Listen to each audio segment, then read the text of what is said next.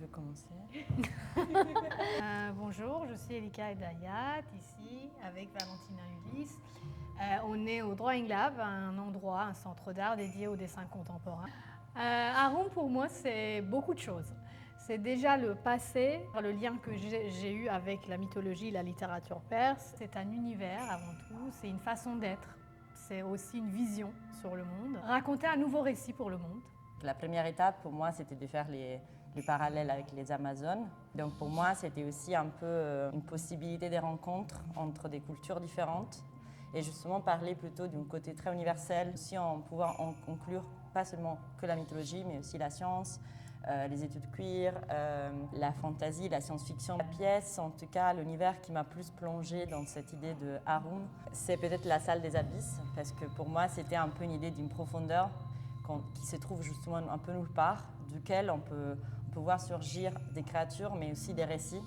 À chaque fois que je travaille sur une série, chaque médium ou chaque pièce en soi contient tout cet univers. Donc Arum, c'est la même chose, c'est-à-dire que chaque élément, que ce soit la maquette en soi, c'est un ensemble de Arum. Mais moi aussi, je dirais plutôt la projection de vidéo, mais je mettrais aussi un point sur les maquettes 3D. En connaissant le travail d'Elika depuis un certain temps maintenant, en fait, j'ai été très surprise de l'impression 3D. Malgré, je les avoue, dans toutes les formes, et de voir comment en fait cet univers que donc je pense connaître assez bien, prendre une forme tridimensionnelle et très aussi, je sais pas, il y a quelque chose de matérique aussi.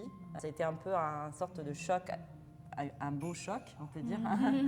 Je suis assez d'accord avec Valentina, pour moi c'était la même chose. Donc en fait, il y a eu beaucoup de surprises et beaucoup d'expérimentation à l'étape de l'impression 3D.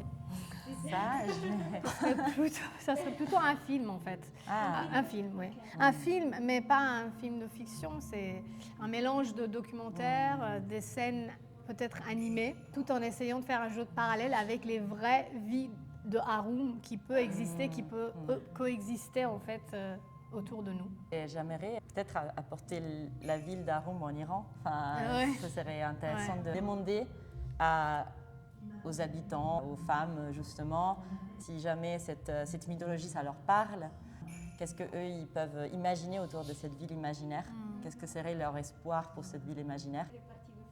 Oui, c'est ça. Tout à fait.